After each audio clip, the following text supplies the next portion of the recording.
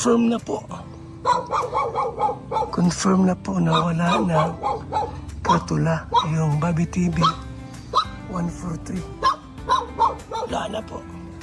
So ayun, si Kuya Bal nagpagod para lang mapatunayan or para lang malaman. Kaso lang, yung pagdating ni Kuya Bal dito sa lugar namin, wala ako. No, dahil andito ako sa bukid, no? Hindi ako nakauwi. So guys, nandito tayo sa bukid, no? Nagkatrabaho sa malayo. Walang tao sa bahay. Kaya taon wala talagang makakausap si Kuya Bal doon. At wala pong naabutan si Kuya Bal, no, na sinasabi nilang kahina-hinala or kung ano pa man. So lahat doon guys, puro na lang pagdududa. At I challenge you, no, ikaw na nagsusumbong kay Kuya Bal na ako'y pinagbibintangan mo na ako'y anti-EDC. Patunayan mo. Patunayan mo. Inahamon kita, no? Inahamon kita na maglabas ka ng katibayan.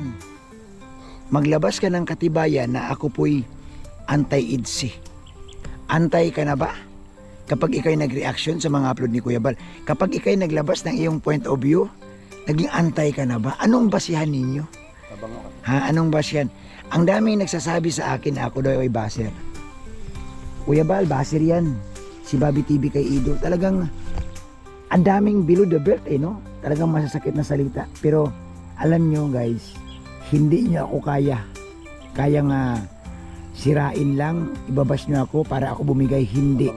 Ang inyong pambabas, siya ang nagbibigay sa akin ng lakas para sagutin kayo sa tama. Hindi po ba? Mapagpalang araw sa lahat ng mga viewers natin, mga kalingap, mga balbas natin. So dito nga po tayo ngayon sa reaction patungkol dito sa sinasabing si Kuya Bobby TV 143, no? Si Kuya Bobby ay isang reactor, no, dito sa Kalingap, na at the same time charity vlogger. Alam naman natin na matagal ng kaibigan, charity at nasa Kalingap itong si Kuya Bobby, mga balbas natin. So ngayon, ang nangyari kasi, siya yung sinasabing basher ng EDC, no? Sinasabi dito, siya daw ang talagang anti-EDC, no, mga kabalbas natin. So pakinggan muna natin yung sinasabi ni Kuya Bobby dito, okay? So bago tayo magbigay ng ating opinion at pananaw kung sino nga ba at totoo nga ba, mga kabalbas, na siya ay anti-EDC, no?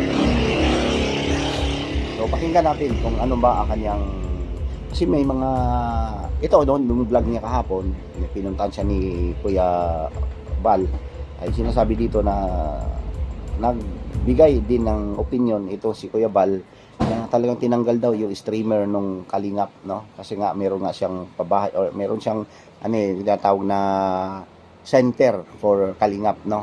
Lingap center na sinasabi, mga balbas, no? So yun nga, at napag-alaman at nandun nga si Kuya Bal, ngaso nga lang hindi sila kita-kita doon dahil wala, at nagtatrabaho nga ito si Kuya Bobby sa bukid, no? So yun po yung ating gagawa ng reaction, at pakinggan muna natin ang kanyang sinasabi bago tayo gagawa ng ating pananaw, opinion, kuro-kuro dito, mga balbas natin.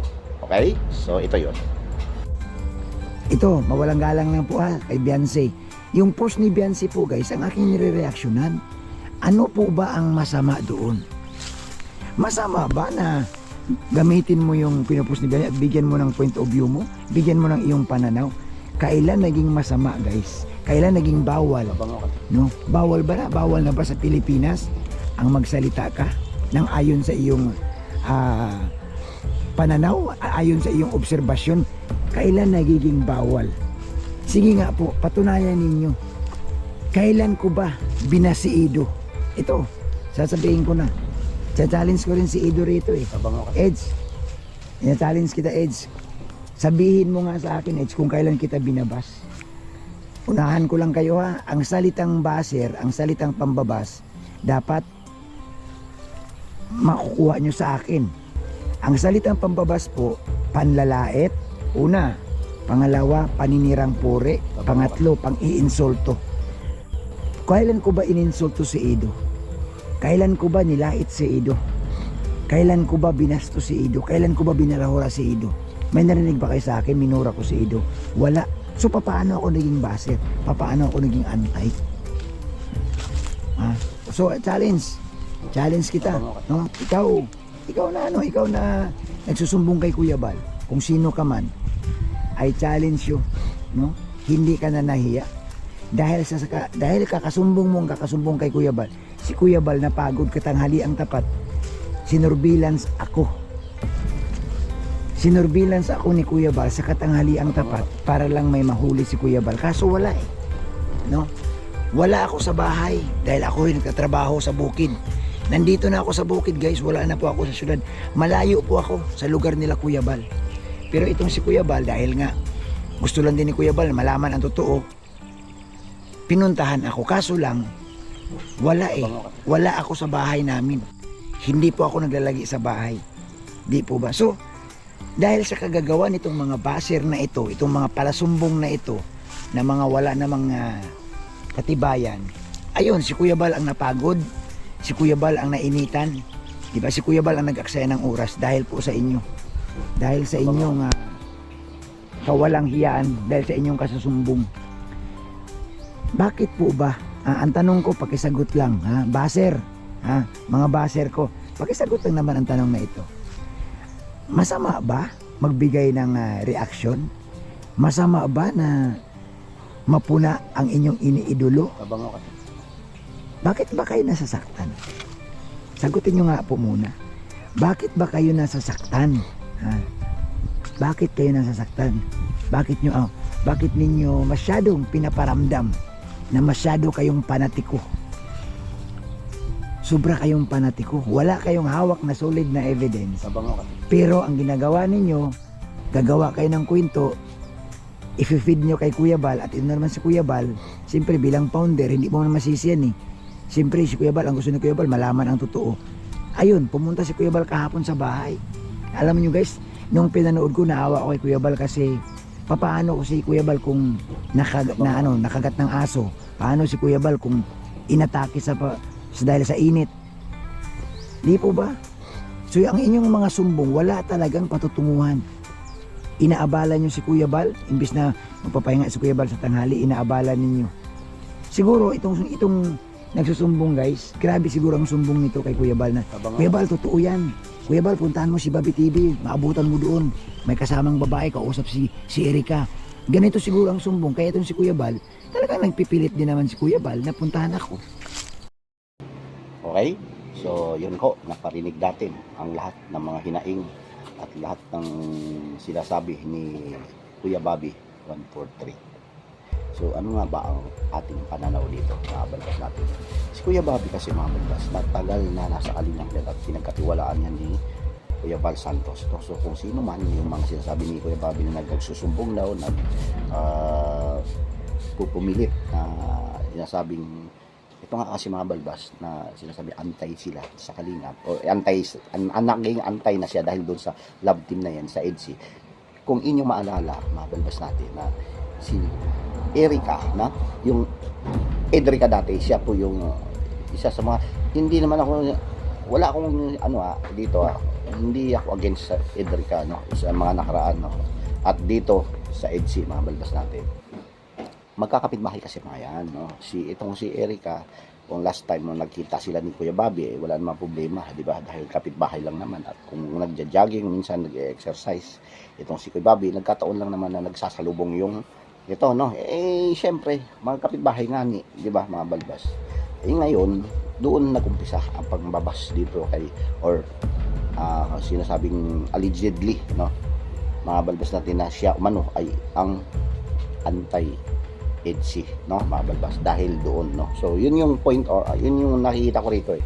So ngayon, sino-sino ba ang mga nagsabi na nagiging basher na, nagiging antay na si Kuya Bobby doon kay Kuya Bal? Kaya nga dito si Kuya Bal, ating makikita o ating mapanood, ay talagang siya mismo ay pumunta at tinitnan at hinanap, at wala naman si Daddy, si Bobby doon, wala Kuya Bobby. At ang nakita yung karatula na wala na, tinanggal daw umano, no. Siyempre hindi ba pwedeng masira? Siguro nasira lang siguro. Kaso ang problema, hindi lalagyan na lang, or di ba, ginagawa na lang ng istorya, kwento, no. So dito nagiging masama iloob ni Kuya Bobby dito. Siyempre, di ba, ikaw ba naman isisiraan ni mismo sa kaibigan, or matagal na niyang talang matigas na itong si Kuya Bobby pagdating sa mga basher, no. Siya naman nagsasabi dito. Ang ano lang dito kasi nga pinag-uusapan at itinuring, or parang napagkamalan, or di ba, na siya daw umano ay isang antay, mga balbas natin. So Naniwala ba tayo doon? Ako hindi. Hindi siya naging antay or pagdating dito sa sinasabing against siya dun sa EDC, mabalbas dahil nga doon kay Erica. Bilang bangin natin Eric ang pangalan mo, hindi naman dapat yun yung isa sa mga dahilan siguro bakit yung iba na mga EDC at yung mga pro EDC, mabalbas ay parang nakitaan nila or parang naramdaman nila na yun ang nagiging nagre-reaction kasi si Kuya Bobby. Siyempre siya ay isang reactor, no, di ba?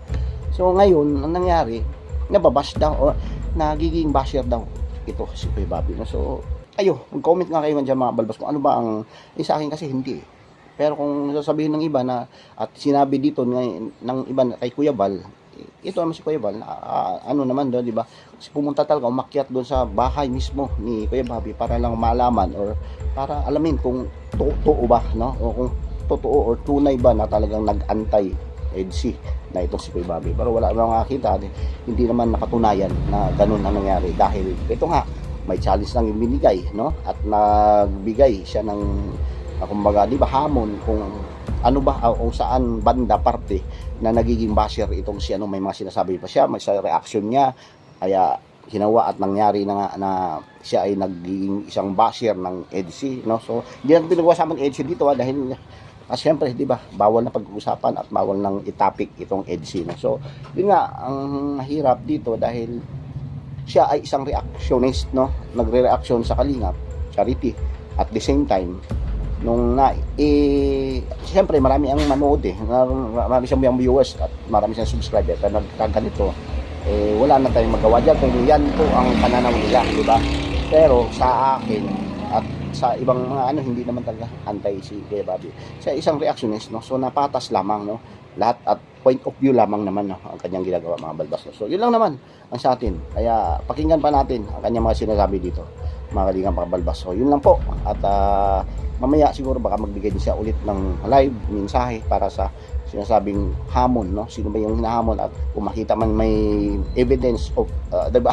Sinasabi niya dito na pakita nyo, patunayan nyo kung ano at saan ako banda at parte na ako ay isang anti-EDC or anti-Kalingap or anti-ganto, no? So yun po yung nangyari ngayon at nababash nga itong si Kuya Bobby, no? So yun lang po, no? Si Kuya Bobby para sa akin ay hindi po, no, basher dito sa EDC or sa Kalingap mga balbas. Thank you at isang mapagpalang araw po muna sa lahat, lalo sa ating ama na si Kuya Val, Kalingap Rab, Ate Edna, Ate Jack at sa lahat ng mga kalimawat. Thank you, God bless at pabuhay po tayo lahat. Bye bye.